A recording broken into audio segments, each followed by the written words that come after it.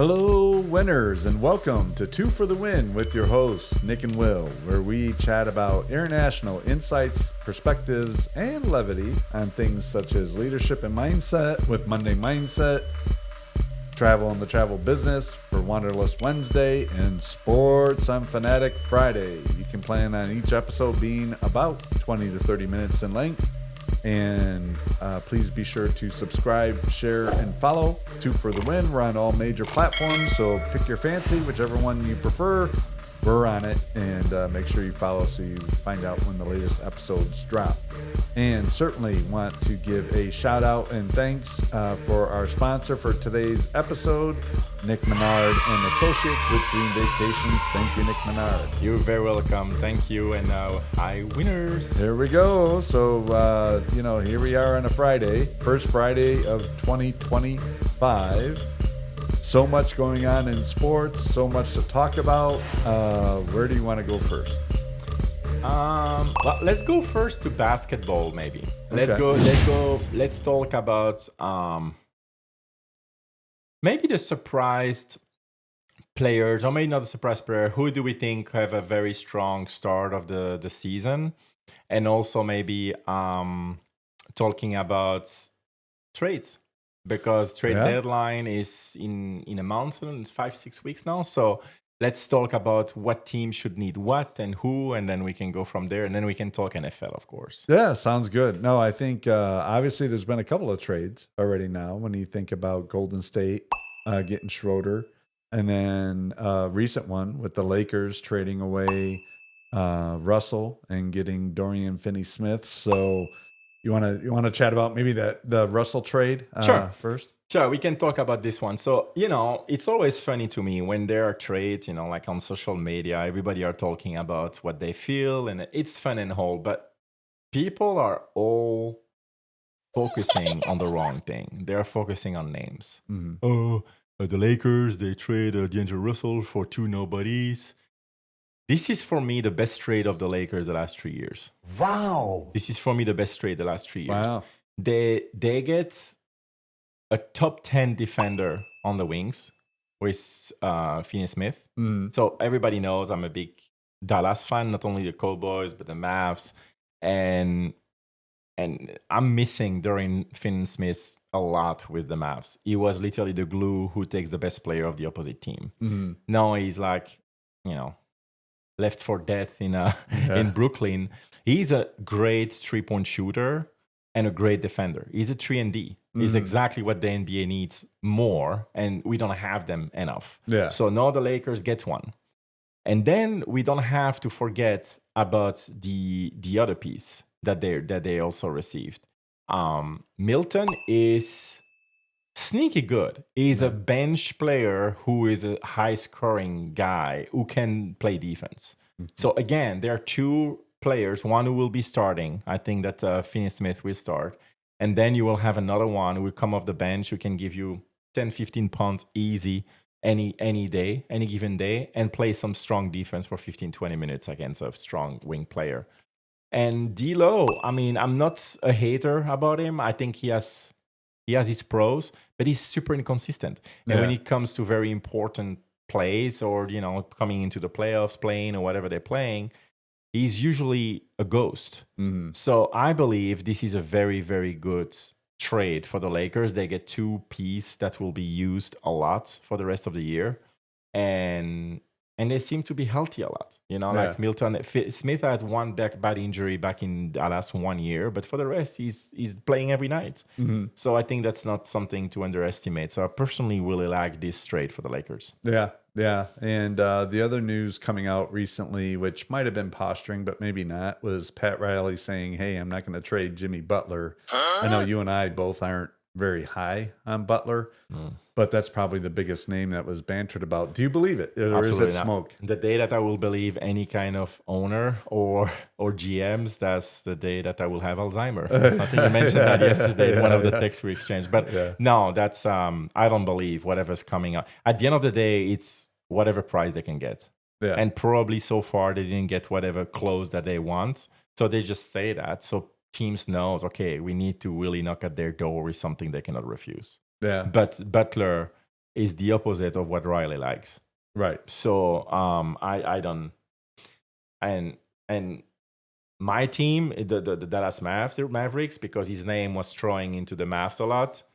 I hope that it's not happening because this is literally cancer. Like Butler was a cancer at Marquette. He was a cancer at Chicago. He was a cancer at Minnesota. It was a cancer at where did he go? Philadelphia. Yeah, that's And right. a cancer in Miami. Yeah. And he win nothing, yet nada. He went 2 times to the finals because he had an amazing series against the Bucks. Yeah. An amazing series about Boston one year. Yeah. But that's all he does. He has one great series and then he disappears. Yeah. And he's not a team player. He's someone that that always bring misery. I used to like it when he got drafted 30th, last pick of the first round with Chicago. I liked him, even though it was a lot of rumors that he was played like, with Thibodeau. He was had a about hard characters, coach. and but he was so opposite to what he is now. He was humble. He was playing, his story is very touching, like being a homeless who got picked up by a family and he grew. But no, he's despicable. Like, I mean, I cannot stand the person, I don't like anything about this guy. So no, I can tell you feel strongly about this. So where do you think he does end up? Like, who would be the top I two do teams? believe he's going to Phoenix. I just came back. I mean, a couple of weeks ago, I was in Phoenix, Arizona, and everybody there were talking about we want Butler for Beal. Well, good luck. Another bad trade, which is just one other one from Phoenix if it happens. But I wouldn't be surprised because the owner in Phoenix is all about names. He wants names. No, Beal is not strong enough for him. So let's get Butler. I think Phoenix needs to give Nurkic probably, Butler, like a Beal, and probably one or two of their good young players with picks to get even close to get Butler, because Pat Riley will play the card of he's very good in the playoffs, which he's not when you look at the stats, but he's and Beal's contract is nasty. I know it's gonna be multi teams. It has to be 3 to 4 teams to make that work. So I'm not saying that all those players needs to go to Miami, but those players will need to be involved to make it work money wise and number wise, and a lot of picks will need to be also involved. And I think Miami will want that as well. So we'll see what's happening. But if I have to bet, I would bet on Butler going to Phoenix. All right. Yeah, I don't think that makes Phoenix more of a contender. No, absolutely not. Because they would have to lose at least one Beal, but they will need to lose so much more. Yeah. So I'd much rather play with Beal than Butler. If I have to choose today, my team, if the Dallas Mavericks, like you can have one player, Beal or Butler, I take Beal all day, every day, and twice on Sunday. Yeah. So, just me. Yeah, I think it's going to be interesting where he ends up and the impact he has, but I don't think it's going to be a difference. It's probably more of a negative impact than a positive impact.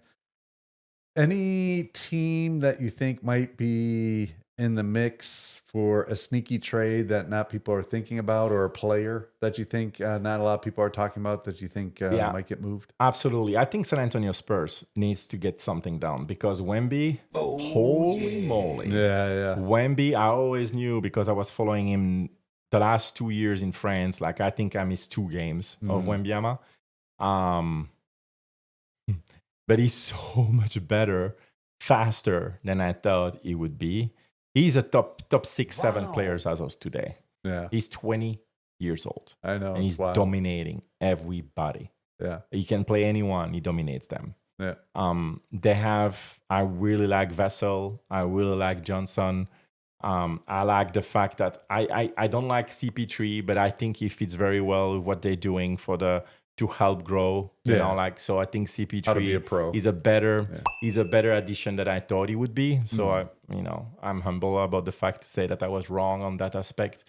We don't need CP3 to be a main factor, but he's actually doing very well, and we don't hear too much about him. So I like that. I like the piece they have. I'm not a big Sohan fan. I think they should trade this guy. But we'll see what's gonna happen. But I know there are rumors who start with, of course, Sacramento Kings, who just laid off their their coach, and everybody are a bit upset about what's happening in Sacramento, I would probably trade Bahaman or something like that. I like him, but I think that's normal to trade one of those players. I will try to hold Vassell and Johnson. They're way better than people give them credit for, and going from there. Yeah. They need another center. They need a center to be around Wemby, because Wemby is not a center. He's a point forward / center. I know, at 7'3". 7'5" now. 7'5". Oh, jeez. Yeah, I would try to get a center instead of Collins. And then we're talking. What I would love for the Spurs is to try to get Valanciunas, because he apparently is up on the market for a second round pick. If they can get Valanciunas from Washington for a second round pick, I do that on a heartbeat, because he's a perfect center to go with Wemby. Yeah. He's a guy who's inside the bucket. He's just taking rebounds, having even easy 5-footers. And he works hard. He's not complaining. He's a team player. I think that would be a perfect addition. If you have him and Wemby under the board, that's literally what they need. And then they get DeAndre Fox. Yeah.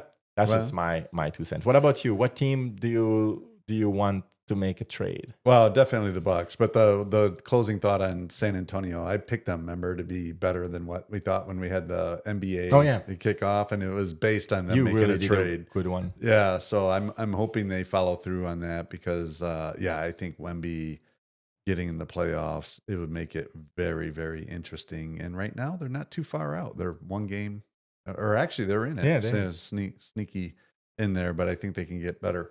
I think the Bucks are definitely going to do something. I think I personally would like them to trade Chris Middleton, even though I know Giannis has been tight with them because they were there together. But Middleton, I know you've heard me rail about this. This man has the worst turnovers I've ever seen. Like, just dribbles off his ankle. And it's always at the worst time. And it's like, he when he's hot, there's not many better pure shooters than Chris Middleton. But he's been injured a lot. He still has those turnovers. And, when we were in, I didn't talk to you about this, but when we were in Vegas for the NBA Cup, and there was the semifinal against Atlanta, and there was Middleton did a bad pass turnover at the end. Yeah, and I saw Dame kind of eyeball him and say something. And I saw Doc Rivers kind of say something to Dame, and Dame shot back at Doc Rivers. And I think it's time to move Middleton. The problem is he's got a huge contract. You're not going to get a lot. I think they could potentially move Lopez, even though I'd like them to keep Lopez, because he can shoot outside. He can score down low if you need him to. Defense. But they're going to have to, but they're going to have to package somebody with Middleton, I think, to sweeten it enough to get a good enough player. But if there's one thing about the Bucks, I will say, with John Horst, their GM, they don't shy away from making big moves. I mean, they made big moves. I shouldn't say like huge moves, because Dame was obviously a huge move. But they do a lot of good mid-level moves. Like they took Bobby Portis when nobody wanted him, and he gave him good minutes. They took Lopez when his market value was low. He did good. They make some of these little trades, and sometimes they don't pan out. But I think if the Bucks, if they really want to challenge Cleveland and Boston, they got to do a big move. But they can't trade a pick until 2031, a first-round pick. So they're really...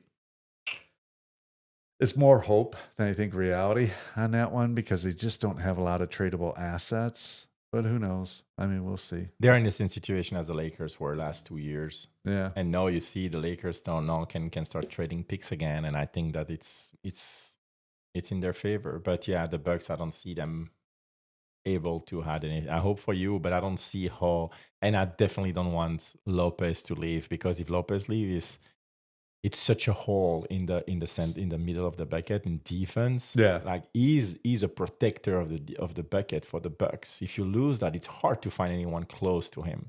Yeah, like it's very hard. Yeah, so. Yeah, I don't know. I'll throw out a sneaky trade. even though I don't really believe in it. But maybe the Bucks get Porter from Denver. Like that would be a kind of trade where they get a guy who could stretch it on the wing.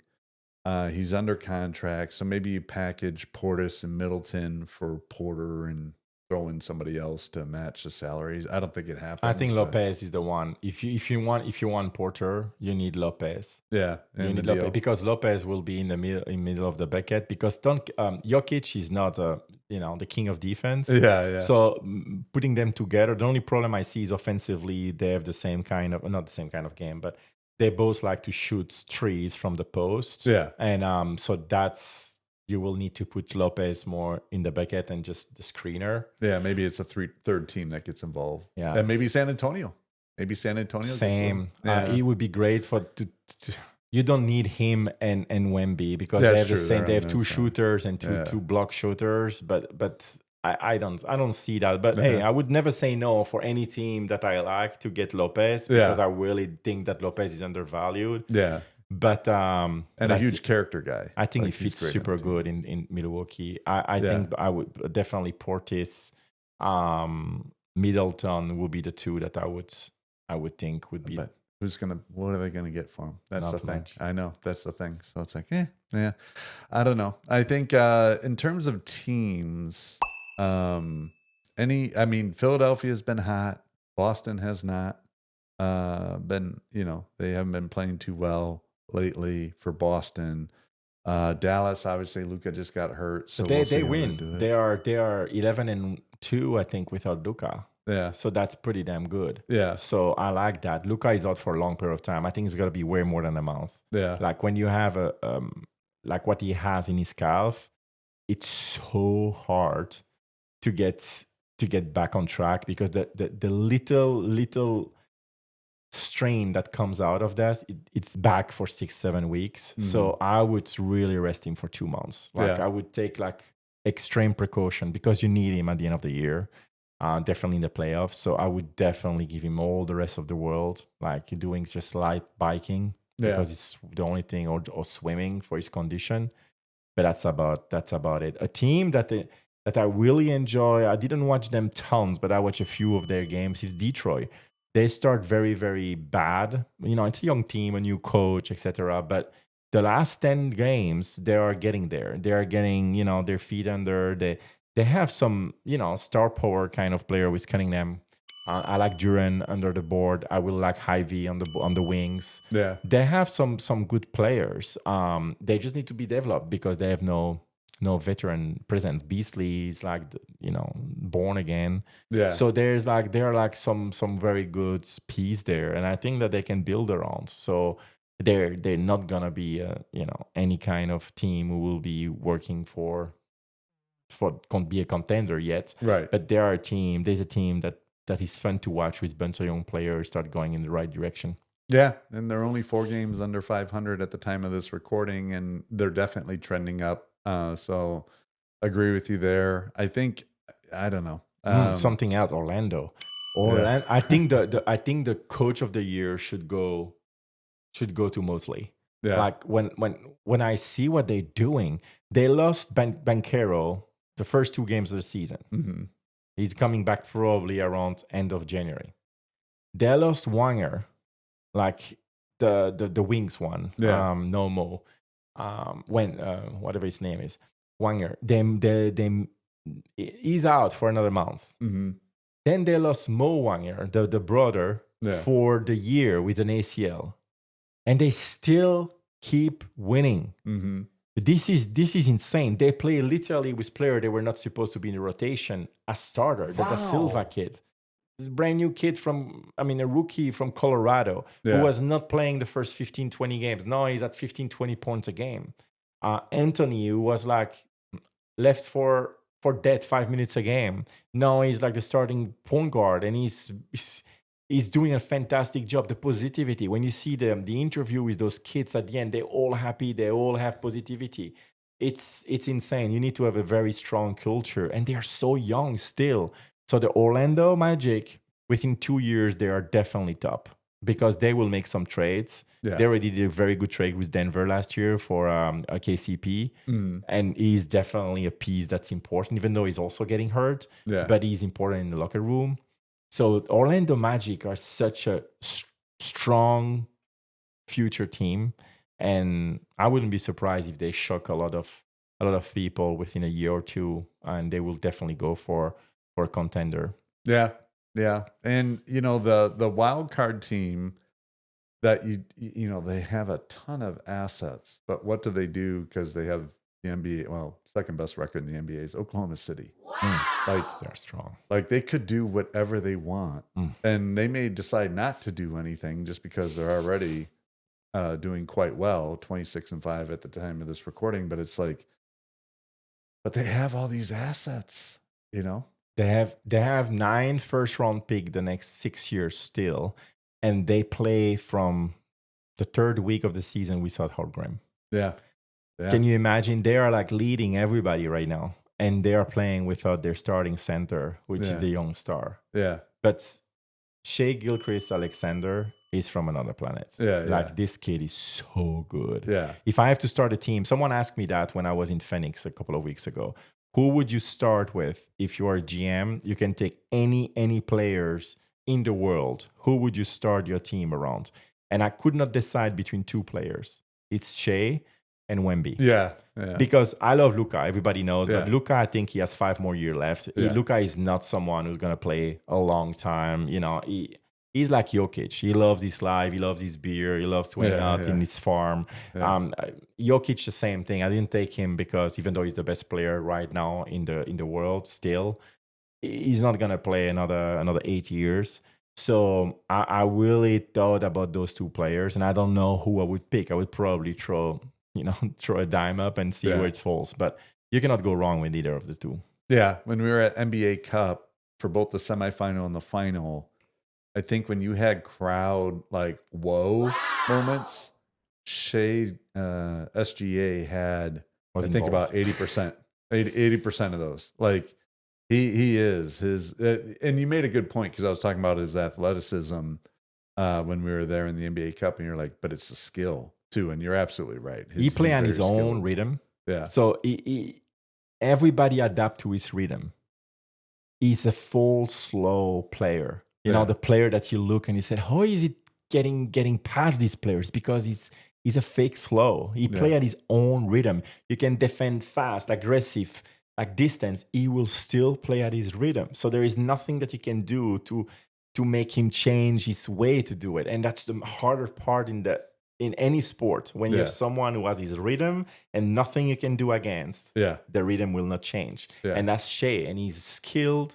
Shooting, he has all the move in the pallets, in the toolbox. Oh yeah, he's phenomenal. Yeah, that would be an interesting one. Like, who would you pick between those 2? I have no idea. Yeah, it's tough. I think you're right. You flip a coin and you'd be fine either way. Because they're both healthy. Like Wemby, everybody were afraid. I knew he's so skinny. Yeah, but in France, he never got injured, bad injury. He never got one. He don't miss games. He doesn't miss games in NBA. When he miss games, because they want to rest him. Yeah. But he doesn't miss games. Yeah. He's just built the right way. Some players, like they can do anything they want, they will get injured. And some player, they're not. That's Wemby. Yeah. And Shai, the same thing. Shai had like one time he missed 11 games, I think, last year.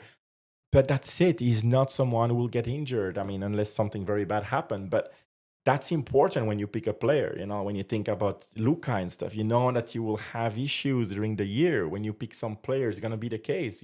Or you're lucky like you have a LeBron that is 40 and is still playing majority of the games. But it's, that would be a good debate to have. Yeah. Like what would be the draft? Maybe we'll do that in a future episode. We'll draft. I know. Do a draft for the team. All right. Anything else you want to chat about the NBA before we pivot to the... Let's pivot for favorite topic. Yeah. Upset picks with the NFL. So congratulations to my friend and co-host, Mr. Will, for winning another one. I'm happy that it's over in a week. I have one more week to stop telling every Friday, oh, thank you. Good job, Will. So Will, you won again. So congratulations. I mean, I don't understand how you win so much and you're not a millionaire yet with betting, you should I don't bet a lot. You should bet your house on your picks because it works. I did start betting on my picks about see 2/3 of the way better. through, but yeah, no, it's been a year. It's going to be interesting not to look too far ahead, but it's a high bar now for next year. So, 20 plus wins. That's insane. I know, it's crazy. And we didn't start week 1 because week 1 we were not live on the podcast yet. So I think we are in week 11 or 12 or something, and you have so you win more than 50% of the upset picks. So winners, it means that he wins more than half the picks where he predicts a team who is not supposed to lose to win. Yeah. So that's pretty hard to do. So you definitely get more than 1-to-1 on your money. Oh, yeah. Because they're at least plus 130, if not more. So yeah, you're right. I should have bet more. But hindsight's 2020. This week is going to be interesting because some teams are sitting players because they already know they're seeding in the playoffs. Some teams are just terrible. So this is going to be an interesting one. So I'll go first. The Bengals, at the time of this recording, are favored by 3 to go into Pittsburgh and win. Pittsburgh reeling a bit, having lost a couple in a row. I am going to take the Steelers at home. I think, they're kind of like Mike Tomlin. Be careful of the wounded dog. And right now, Pittsburgh's wounded, and I think they come out barking. Everyone's talking about Joe Burrow, and they should be. He is playing out of his mind. But I am not a believer in Cincinnati's defense, and I think Pittsburgh at home ekes out a win, although I don't feel extremely confident about it. But I think I'm going to go that way. Yeah, I mean, I think your pick is the same as mine last week when I was not fully confident, but I was picking Denver to win at Cincinnati but I was not confident because the strength of Denver is their defense, which is good to go against Burrow, but Burrow will score against anyone. And their offense are not great from Denver. And I feel the same way about Pittsburgh. They are strong in defense, but they will not be keeping the Cincinnati Bengals under 20, 25 points, I think. But their offense are not strong enough to go against the bad defense of the Bengals. And the Bengals, the last 3 games, actually, they improved drastically in defense. They have 3 picks in a row. They play a lot better defense. So Bengals are the team that no one wants to see in the playoffs. If the Bengals make the playoff, first of all, what's going to happen with the MVP? For me, it's Josh Allen. It's for 5 weeks. I already say that. Yeah. But if Burrow brings the Bengals to the playoffs, look at everything he did. He literally brought the team by himself. Him and Chase and Higgins. And it's gonna be interesting between of course people talk about, which I don't understand, about Jackson. Lamar, but and I would pick Barkley first. Saquon, before Jackson. But yeah. Anyway, for me, my first upset pick, I pick school. The Vikings. The Vikings are gonna go and win at Ford Stadium. I don't know if they still call it Ford Stadium, but at Detroit. Yeah, Ford Field. Yeah. They're going to go and win over there, get the number 1 pick in the AFC. It's going to happen. So you can book it. You just put your money on. So that's going to happen. I mean, the prestation again, they play against Green Bay, but the prestation the prestation they had yesterday was the other day was fantastic. So I think it's a done deal. They're gonna go and beat Detroit. I wish Detroit was full strength, but I would. Yeah, that's part of the game. I know. And then for my second pick, I'm gonna go ahead and pick the Jacksonville Jaguars to go win at Indianapolis. The Jacksonville Jaguars actually started by getting better the last few weeks. They just start since the hit that guy got on their players. I think they lost once of the last 4 games, so they won 3-1. I'm rooting for them, so I'm gonna pick the Jaguars to win at Indianapolis. Yeah, I think I like that pick, and I think the Colts are unraveling. I think it started with Jonathan Taylor with dropping that touchdown at the end zone and then losing that game. That totally changed the momentum, and then they really looked bad last week. They look like they're outside of Taylor. Taylor ran hard. Flacco had some good throws, but the team as a whole just seemed off. And I don't know. I think the Jaguars definitely can go in there and take them out. The other pick for now, this one we'll see. Nick is famous for loving my -1 spread picks. And right now, at the time of this recording, San Francisco is favored by 1 on the road going to Arizona. Both teams are eliminated from the playoff contention. But I think the reason why I'm going to go with the Cardinals is they have a first-year coach. And I think that he understands the power of finishing strong. So when you look at Detroit a couple years ago, when they were eliminated from the playoffs, Green Bay had a chance. Aaron Rodgers' last game with the Packers. Packers win, they're in the playoffs. Detroit goes into Lambeau and beats Green Bay. And then you look at how that springboarded Detroit into the next season. I like what the Cardinals are doing. I'm not a huge Kyler Murray fan, but I will give him credit for his talent and able to extend plays. I think the Cardinals play hard. And the 49ers, they've had a lot of drama this year that they're not used to. Brock Purdy, the shine is a little bit off the rose there. Talk about coach, and it's like, really? You're really going to talk about Shanahan? Does somebody trade for Shanahan? They had injuries, obviously, that situation with DeAndre Campbell. And they're coming off a short week. Playing Monday night in Detroit. So I'm going to go with the Cardinals to beat the 49ers. And there we go. We have it. There it is.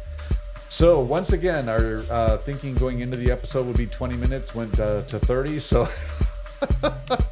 always fun chatting through. But remember to subscribe, share, and follow winners. 2 for the win. We'll certainly be talking more about the college football playoff next Fanatic Friday. But last closing thoughts you want to share, Nick? No, enjoy. There's a lot going on right now between college football. That's going to be a big topic next week, so I'm excited for that. Yeah. So remember to subscribe, share, and follow. And thanks again to Nick Menard and Associates with Dream Vacations for sponsoring today's episode. We'll see you Monday for Monday Mindset, winners. Take care. Bye, winners. Bye.